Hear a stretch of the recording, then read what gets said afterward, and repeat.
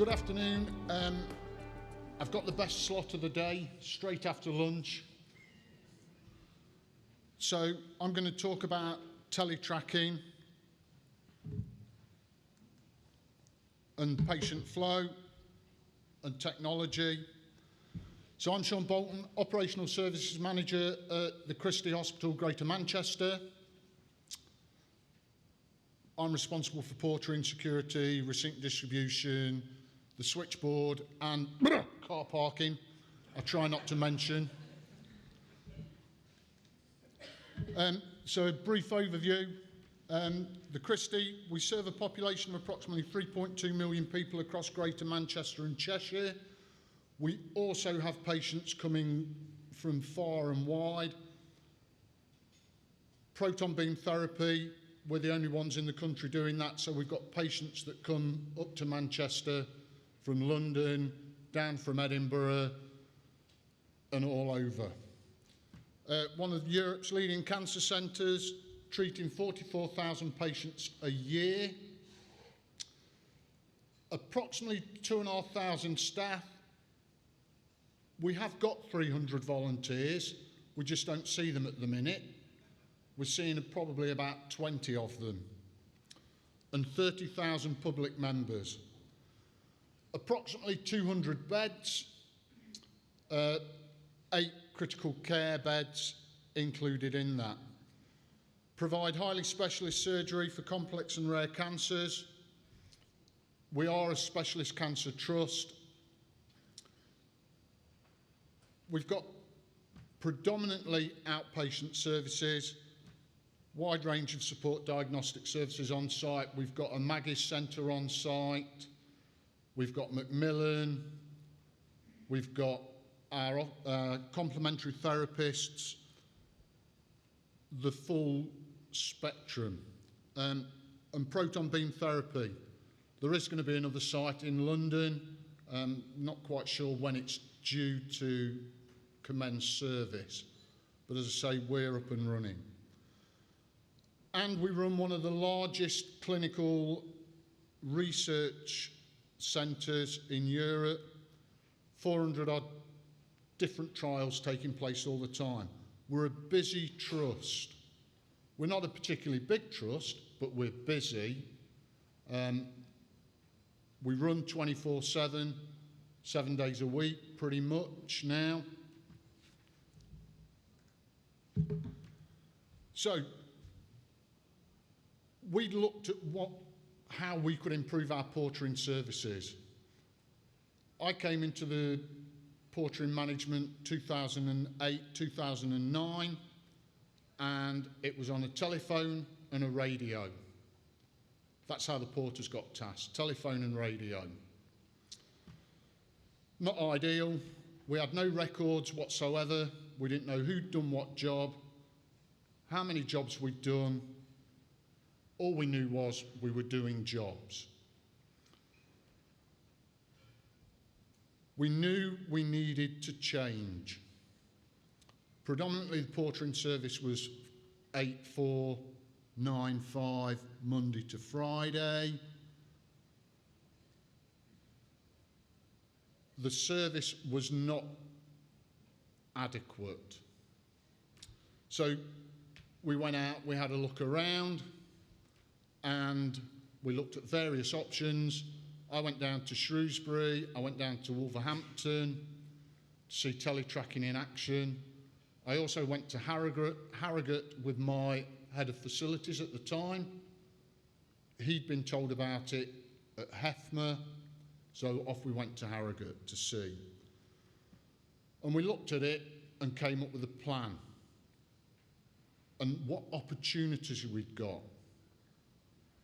So, equipping the porters so that they could automatically be dispatched. We took away the favouritism, the personal touch, that porter never goes to that department. We took all of that out. We were able to, 6 months after we'd installed, map the portering service to demand. to go away from the historical 8495 to match it up, rejig the portering rotor. And we rejigged it on fact, on data, not on anecdotal stuff from porters that it's always busiest between 8 and 4. What you mean is that's the best shift that you like to work. We saw it as an opportunity to deliver financial savings, CIP, and at the same time improve the service.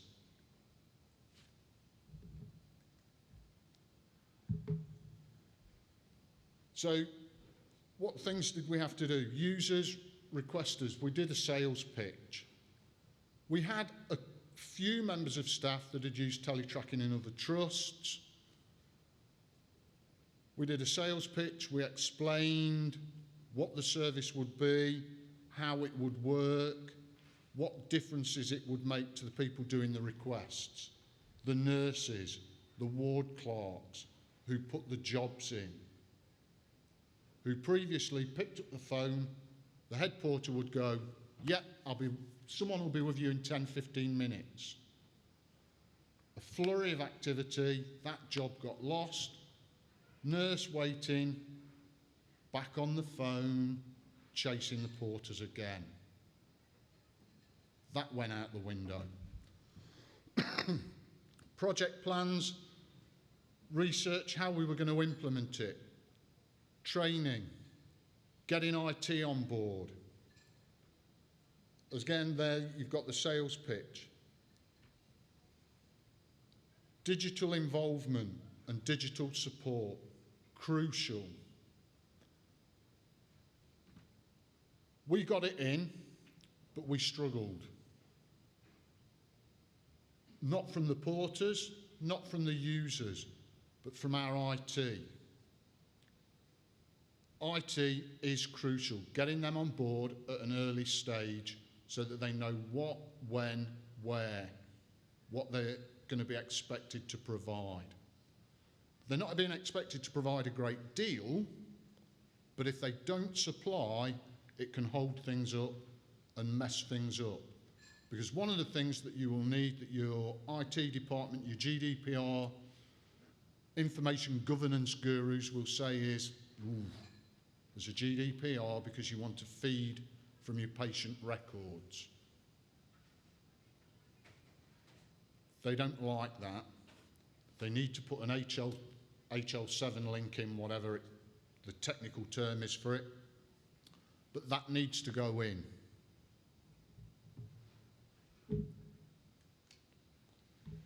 So what were our outcomes and benefits? What did we realise? And you'll see the spreadsheet there. When I took over, we didn't even have that. We put that in, and that's based on the head porter, telephone, Excel spreadsheet, and a radio. Job comes in, tick the box, get on the radio. And as I said before, that was probably going from no information to about 60% accurate. 60% accurate. What Teletracking gave us, you'll see, is 24/7 monitoring of the portering activity. Every job that went on Teletracking, we can see.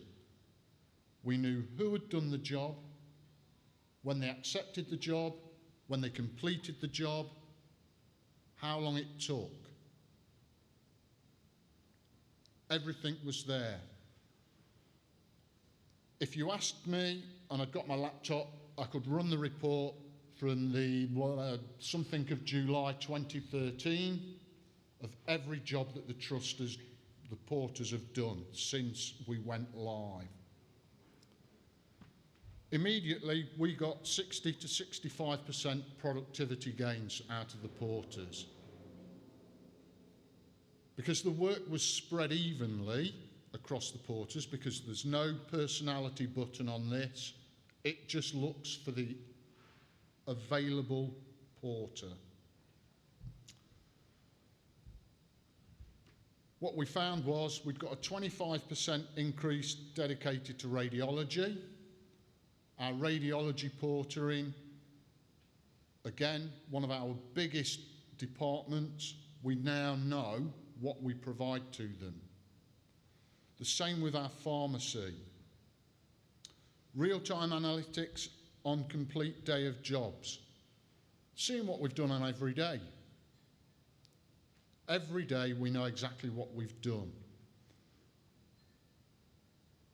Jobs complete went from the Excel to real-time reporting, as it says there. 2.5 whole-time equivalent CIP. So to pay for the implementation, we initially gave up 1.5 vacancies on a spend to save. The spend to save went over 3 years.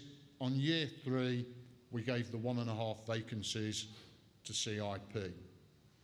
Subsequently, we didn't replace a porter that left because we didn't need to, because we'd got the evidence that we'd got the capacity in the porters remaining to pick up that work. The flip side to that is we've moved our acute oncology unit, assessment unit. We've increased the number of beds by 10%. So we've used teletracking information that we've got on the number of jobs we were doing over a 6-month period, increased it by 10%, which has then given us the evidence to go and say on their business case, yep, the move, you're going to need to provide 1.5 whole-time equivalent porters to cover across the week, 24/7, for that uplift. When they've challenged that, we've just pulled the reports, the evidence. Now, previously, if I'd have been challenged, I'd have gone, well, there you go, that's the figure. We've run the reports, literally just said there, that's it. No questions.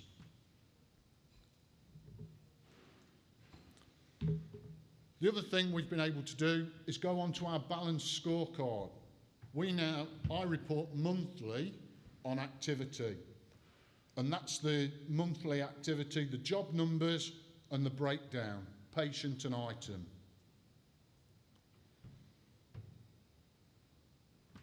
I report that for info because that's a metric I've got no control over. I can't control the number of jobs being generated.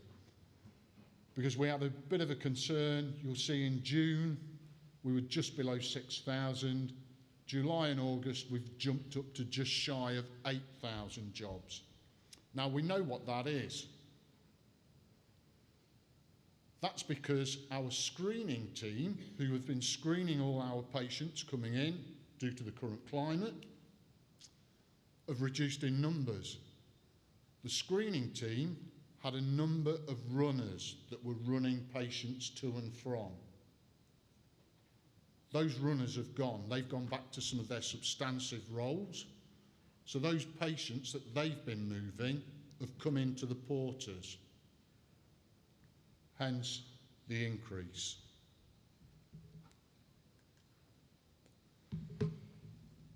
So that's what we did. And we're now looking about where we're going to go next and what we can use this information for over the next 6 to 18 months.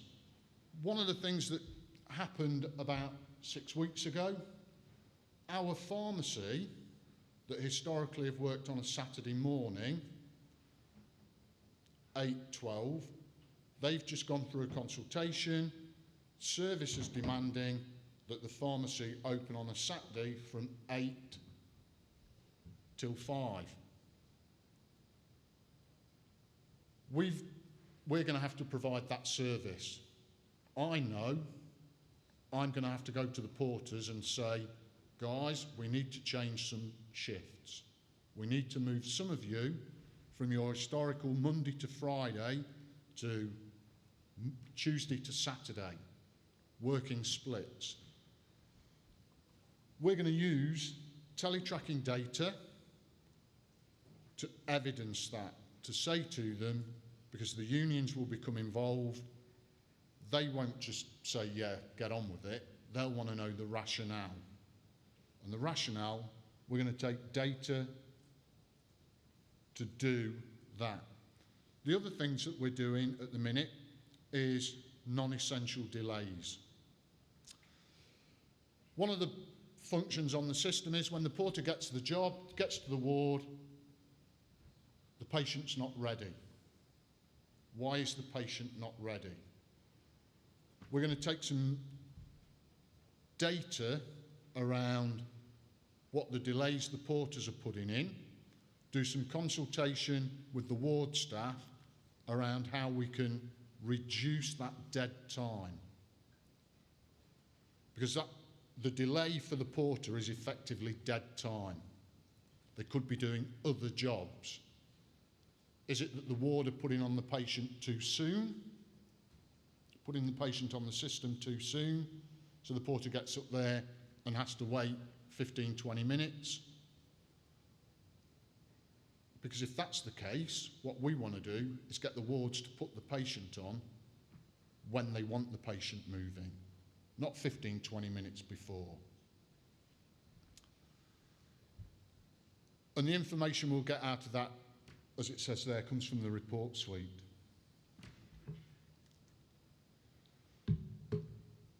What you'll see there is a list: employee performance, completed requests by day of the week and cost centre, requests by hour of the day cost centre, requests by hour of the day, and the current portering rota. The first four are reports that I can run off the Teletracking system. I can run those reports and that will tell me exactly what's happening, what's happened, will give me my trends, if you will. The current portering rota is what it is. But when I take the first four and map it against the current portering rota, I'll start to see where my demand is, i.e. what the wards want, the requesters are asking for, and what I'm actually providing. And what we'll do is, obviously, we'll just move the two together and map it. We've done this exercise once and it works. It's not popular with the porters, but when you show them the evidence, they've got nowhere to go. And the union's staff side, again, they understand that we are providing a service to the patient and the patient comes first. And when you can prove that you need to change things for that, generally speaking, staff side go, yeah, okay. So that's what we're going to do with those. We're going to take the employers, the most productive porters. Even with teletracking, you will have porters that do more than others. Some porters will pick up the job so much quicker because they get into work, they want to be active. The completed requests by day of the week and cost centre, that just gives you a number that radiology picked up, entered X number of jobs. The hour and the day and cost centre, that's your one that's crucial, because that will give you the peaks of the hours of the day. We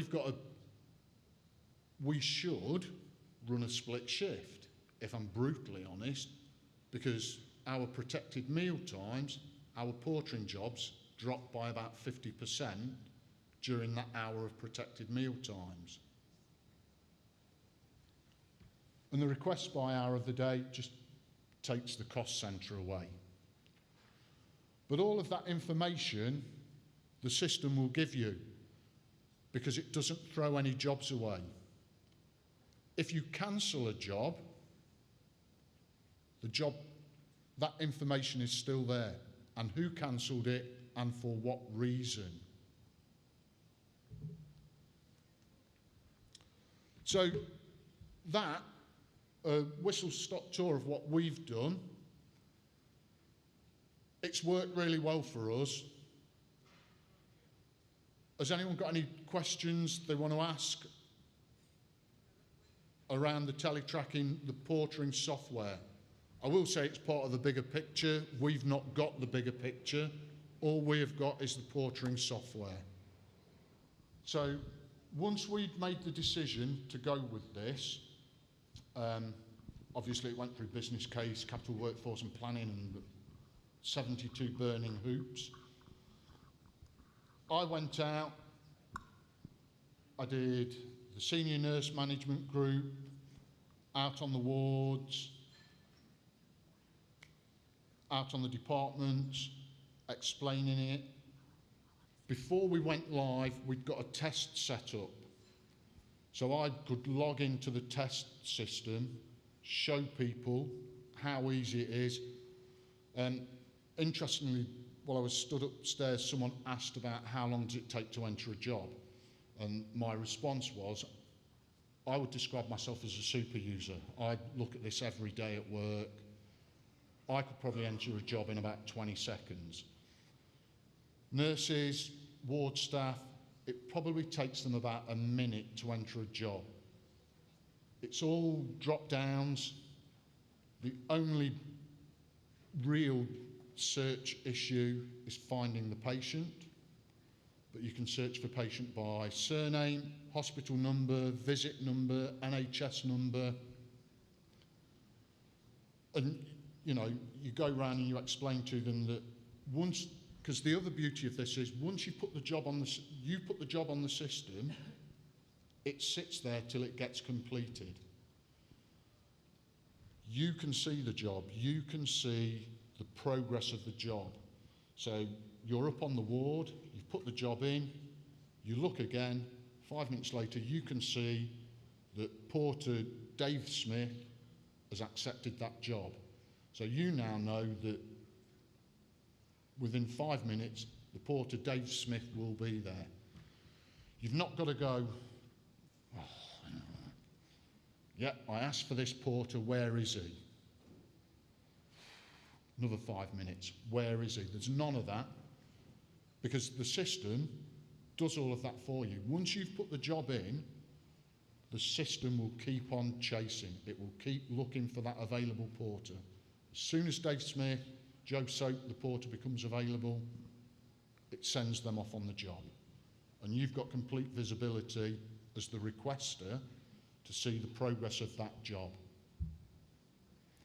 And it is a sales pitch of going around, using that test system up on the wards, just grabbing the nurses, 2 minutes, because I know they're busy, quick 2 minutes, showing them, explaining to them, telling them that blood products used to be the bane of my life. Incidents with blood products, collection issues. Who was the porter? Who's the porter collected it? Because they've signed it as Mickey Mouse, as the porters invariably do. This tells you who the unit, it links a unit of blood to a patient, which links it to a porter, to the job. So the nurses have got that reassurance that they've got visibility, that if there is a query, they can phone up Sean, Mrs. Smith was moved, she said this happened, the porter was Dave Jones. There's all of that visibility, and as I say, it takes away you chasing on the telephone as the requester. That's my email address. Feel free, if you think of something afterwards, feel free, drop me an email either. You can ring me, and if I don't know the answer, I know who to speak to get the answer, and I will give you the answer. Thank you very much.